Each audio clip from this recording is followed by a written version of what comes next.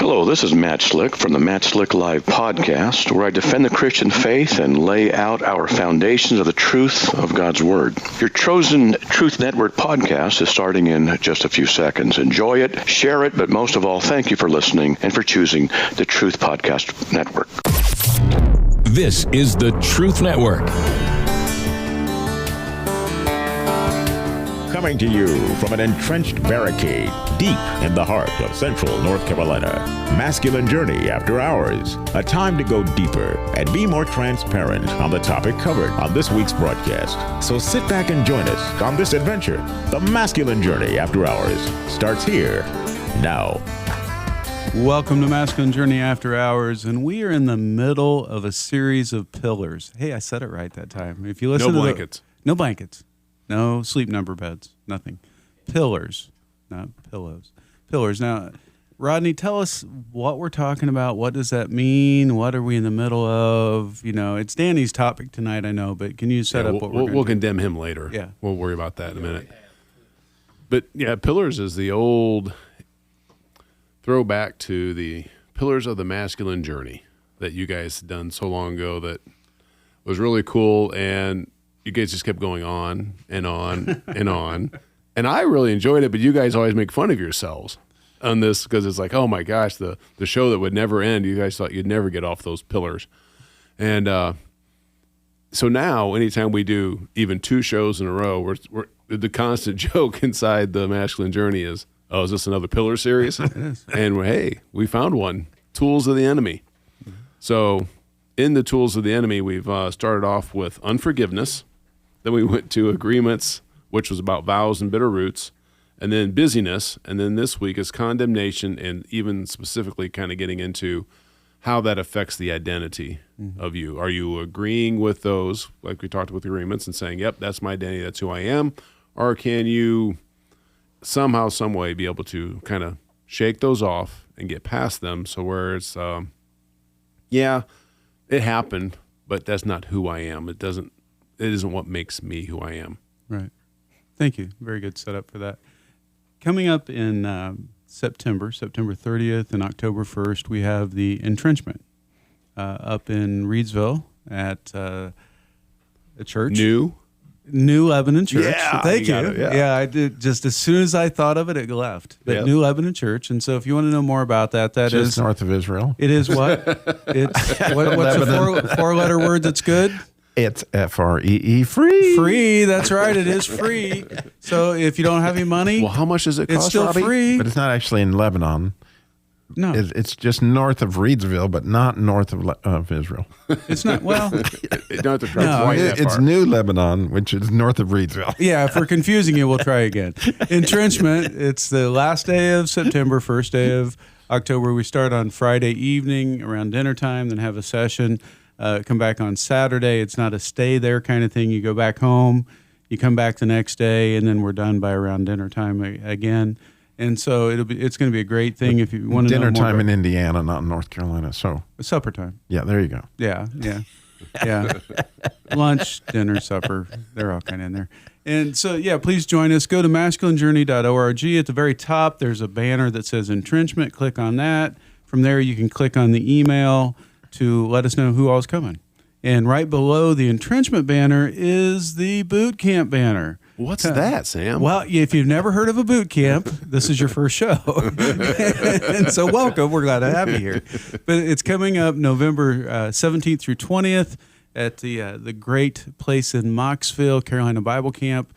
What an amazing place to have a boot camp. It's a great weekend, and encourage you to go register. If finances are an issue, reach out to us. We might be able to help with some scholarships. We just love to have you there. We know God would love to have you there. And I got to tell you, it's been the most impactful thing that's happened in my life, that God's done the most work at these boot camps. And I know that's my story. It's a lot of guys' story in here. And just have especially even on what we're talking about tonight. And tonight's topic is, I really wonder if I'd had any work on allowing him to lift some of that condemnation off my identity had not I attended boot camps to begin to see the process of getting your heart back, right? Because condemnation is part of what holds you down. Yeah, it keeps you in bondage. Yeah, and when you see other men that have overcome that, because I still just think back to those days when I was like sitting there in the chair after one talk after another, and like learning more about who you guys are and what you've been through, and just the fact that you can share those intimate things about yourselves.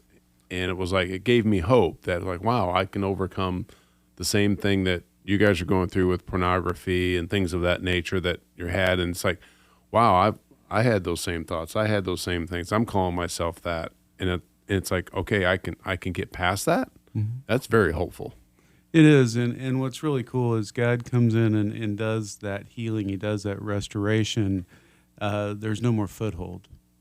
Yeah, and what we're talking about tonight is how the enemy continues to try to get foothold, right? Or maybe you're in the middle of, he's got you just wrapped up in it, right? You're in the enemy's cocoon kind of thing. He's got you wrapped up in this condemnation. And that the truest thing, that's not the truest thing about you, right? There is no condemnation for those that are in Christ, right? And that's what we hear, and that's what our head kind of interprets, but that's not always what our heart feels, as Robbie was saying earlier on the other show.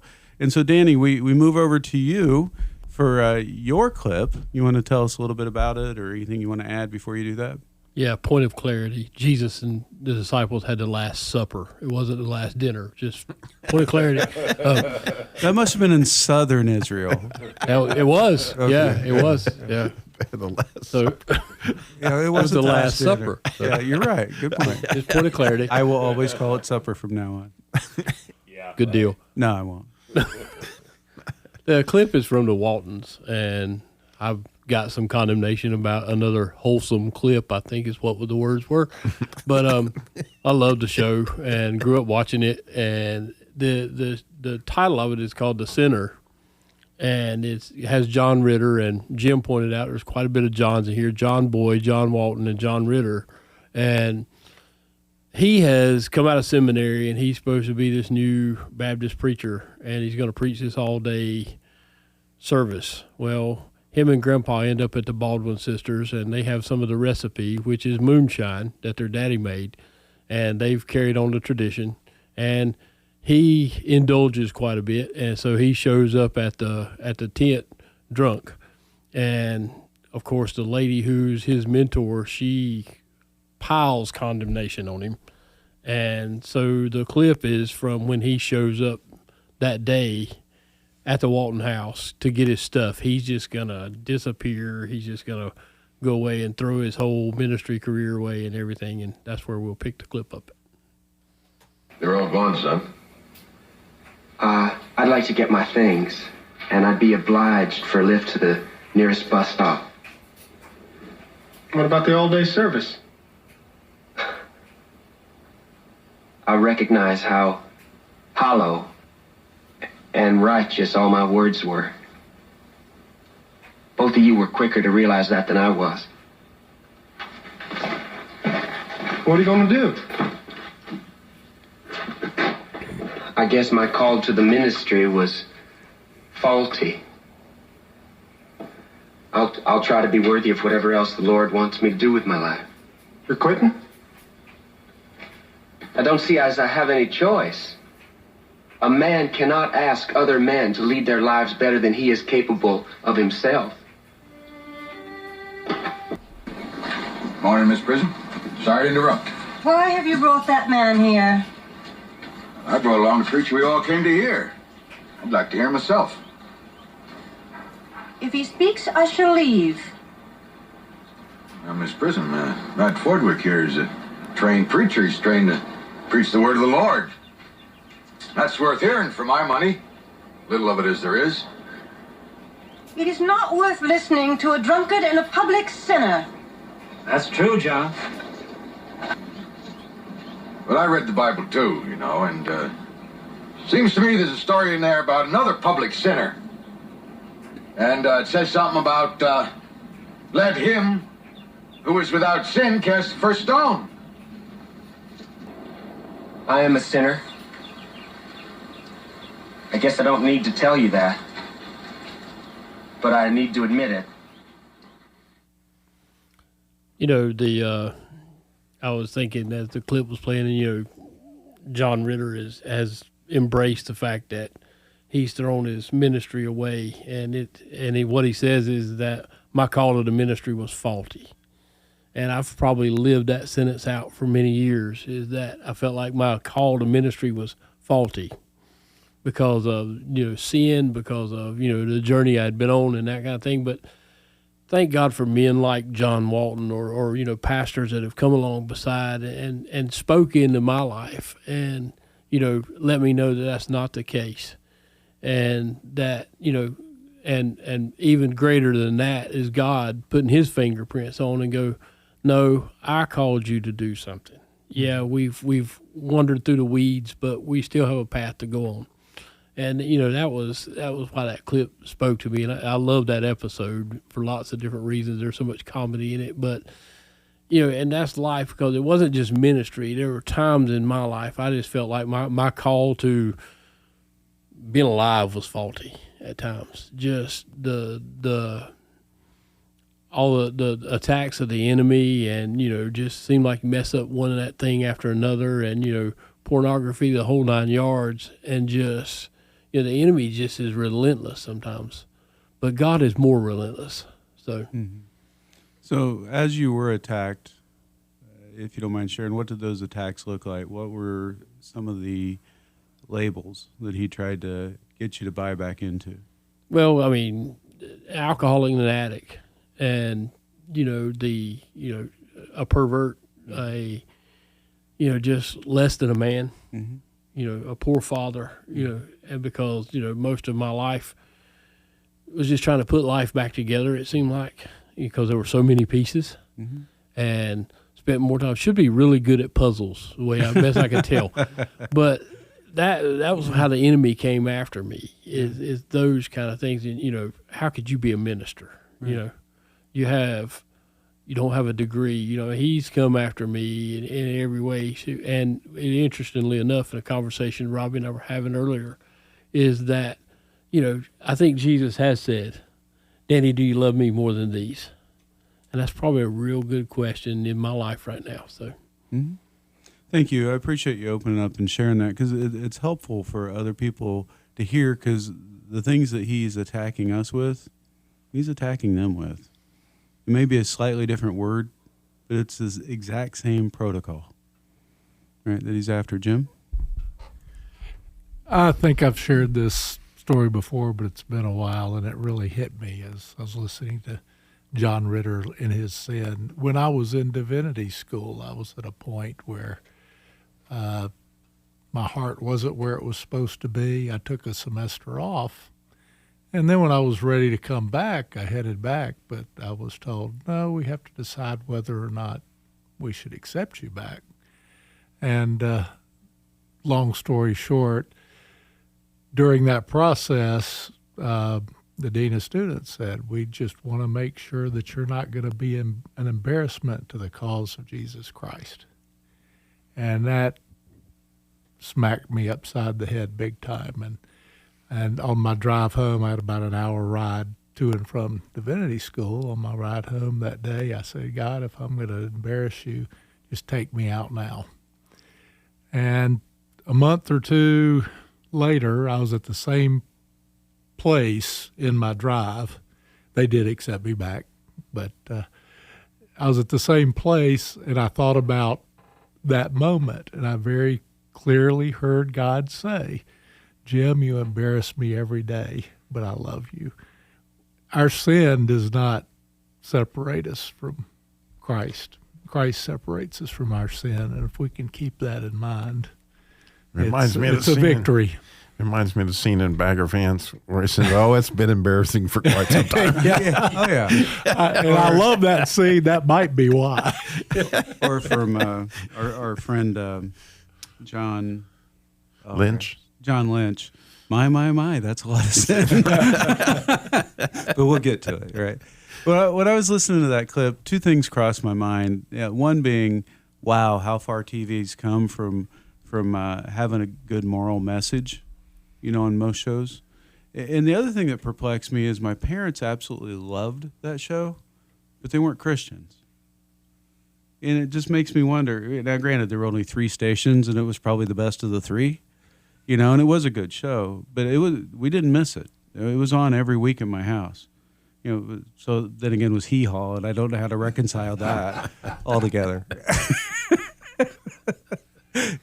Rodney, you're up. It's your clip. Well, first, before that, just on Danny's clip, where John Ritter's condemning himself, that, hey, I can't preach to others because I'm a broken man and I can't call people to something higher. And I'm like, well, we would have absolutely no pastors at all, because that is their job, is to don't look at me because I'm lowly. I'm a sinner. Yep, that's right.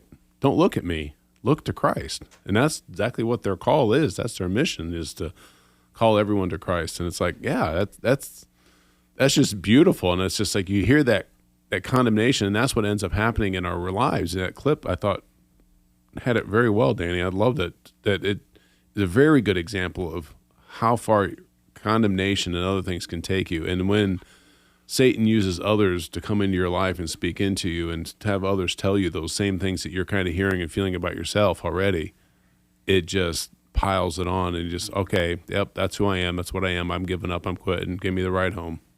Yeah. And the enemy's good about getting other people to be his mouthpiece. Yeah. Right. Yep.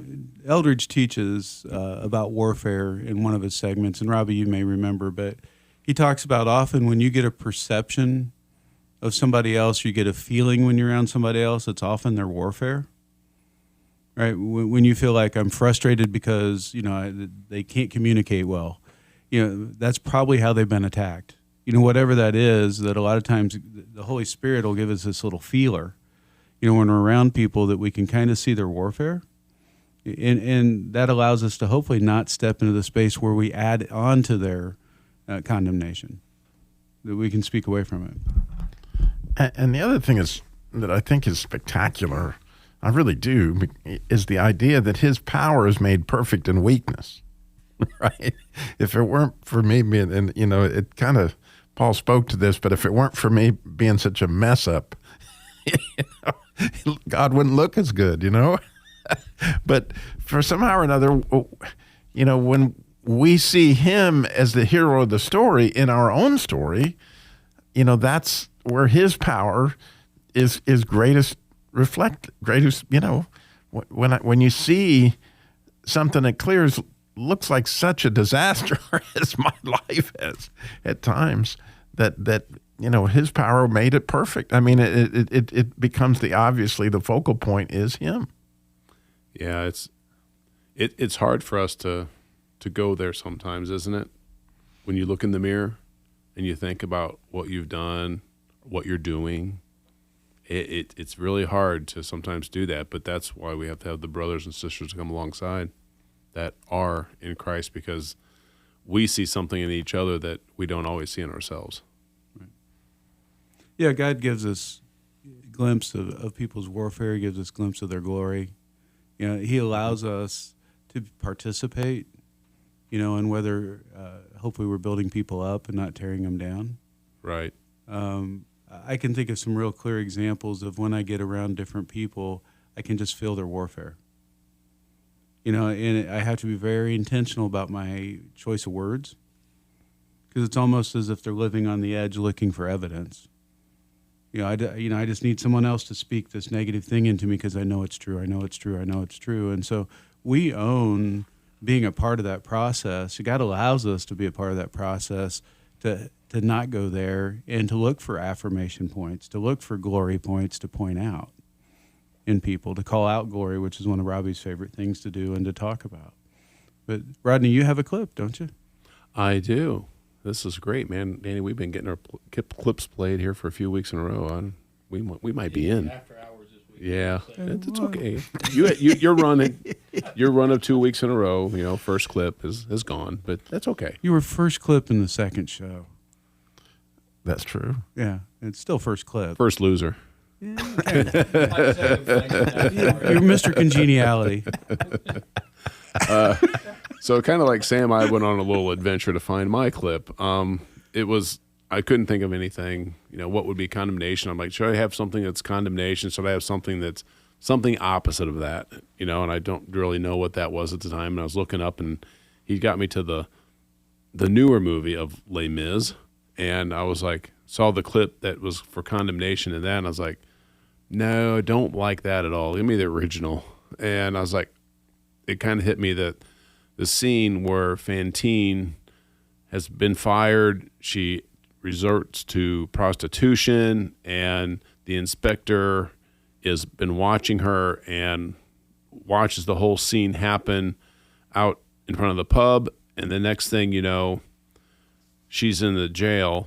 And then you have this beautiful picture that happens of somebody that's going after her in the wrong way and somebody's going after her in the right way. So let's take a listen. Have her taken to the prison.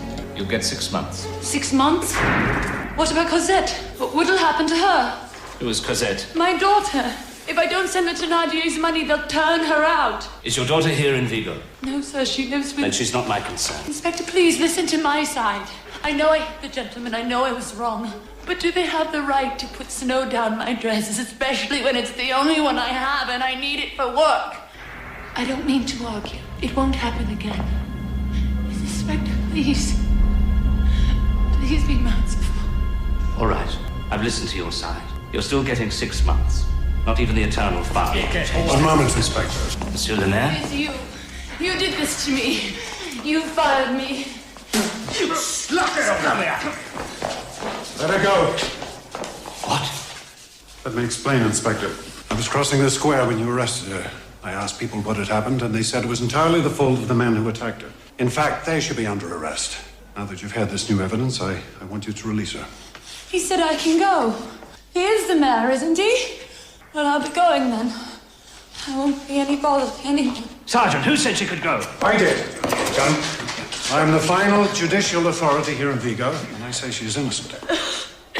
She spat on you. She was upset. I forgive her. She insulted you. In front of my men, she defiled you. That's my concern, Inspector. No, sir, you were wrong. You, Monsieur le Maire, are the personification of order, morality, government. In fact, the whole of society. You don't have the right to forgive her for debasing all of us. You don't have the authority to destroy justice. I do have the authority, Inspector. Under Articles 9 and 11 of the Criminal Code, I can order her release. Sergeant, free to go. I cannot allow that, Monsieur. I was there. She attacked him. The decision is mine. She's free. She will not go free while I am in charge of this post. In that case, Inspector, under Article 66, you are relieved of command until tomorrow morning. Monsieur le Maire. You were dismissed. Inspector, leave! Now! I just think that's a great contrast between the condemnation and compassion. You have a man in the inspector who just, I mean, he condemned Jean Valjean back in prison. He's condemning him as a mayor. He doesn't remember who he is at this time. And then as he chases him throughout the rest of the movie and figuring out who he is and chasing him, it's just condemning. And you see what that does to his heart. It tears him apart, and he ends up committing suicide in the end.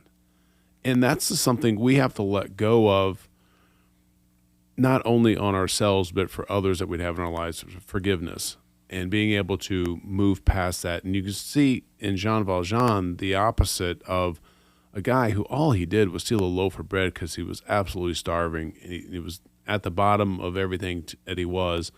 And yes, he screwed up, made a mistake, and had to pay dearly for it with all those years of hard labor.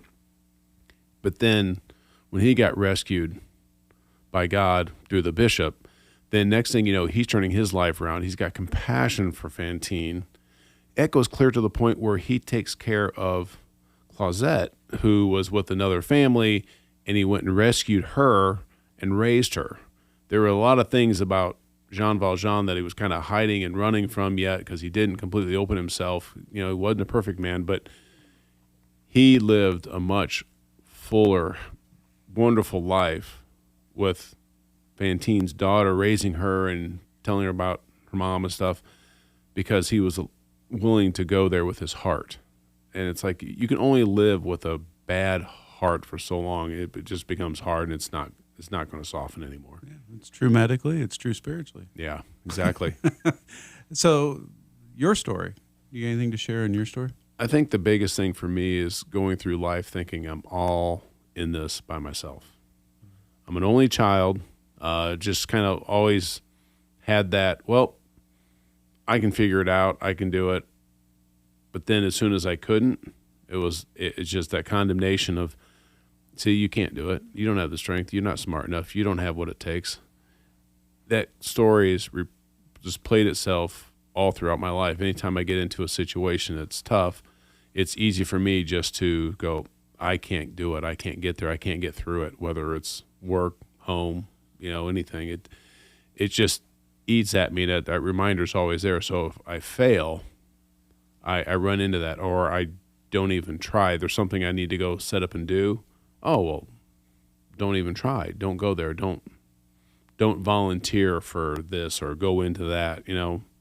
That way I can't fail. I can't come up short because, I'm going to have to figure it out by myself. I have a very, very hard time asking others for help. So how has God come after that? He's come after that in a way that it's like he's given me methods like through my secular work and just actually being able to work through problem solving and doing things and actually figuring out, because I had a good teacher, it's like how you can actually help lead other people to understand where they're at and actually think in terms of people and their own heart. And then that when you mix that with the gospel, it's like, oh, I can do that for anything. It doesn't have to just be secular things. It's very spiritual things too, as to where is their heart at, and that asking those questions and having a spirit of, what would I say? It's trying to question and ask and be curious. That's the word, curious, that you're curious in somebody else, not just, what can they do for me? But really curious about who they are and how they got to be that way. Thank you. So homework time. It's time for you to turn your attention towards the Father and just ask him, God, please come in, help me see these things. See when you've rescued me. See when you've sent people to speak truth into my life. Let me see how the enemy's been attacking me. Help me to defend that. What is the deepest truth in me? When have you placed your fingerprints on me? All those kinds of things. Go do that this week. Let God walk you through that. Go to masculinejourney.org.